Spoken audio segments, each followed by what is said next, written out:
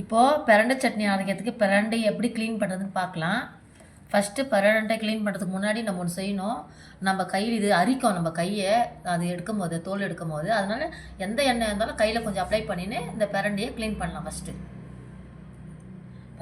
எண்ணெயை நான் அப்ளை பண்ணிக்கிறேன். இப்படி அப்ளை பண்ணிக்கணும். இப்போது இந்த மாதிரி 4 எட்ஜில் இருக்கிறத எடுத்துக்கலாம். நம்ம மரங்கடி எடுத்துக்கணும்.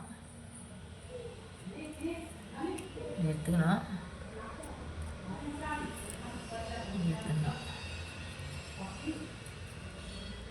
எடுத்துட்டா இது வந்துடும். இப்படி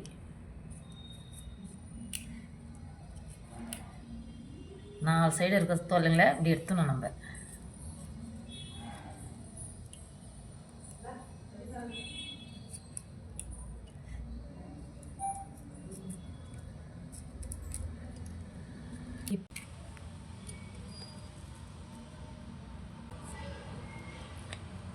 ஏன்னா இது அரைக்கும் ஒரு மாதிரி இருக்கும், அதனால தான் இது எடுக்கணும். இப்படி எடுத்துக்கணும். இந்த மாதிரி எடுத்துக்கணும்.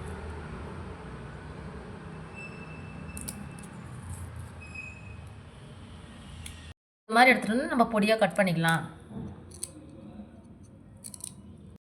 இது மாதிரி இதை க்ளீன் பண்ணிக்கணும். பண்ணிக்கின்னு இது புளி தண்ணியில் இதை போட்டுட்டு ஒரு 15-20 மினிட்ஸ் இதை ஊற வைக்கணும். அதுக்கப்புறம் எடுத்து இதை நீங்கள் துவையல் பண்ணிங்களா, இந்த அரிப்பு தன்மையெல்லாம் இருக்காது.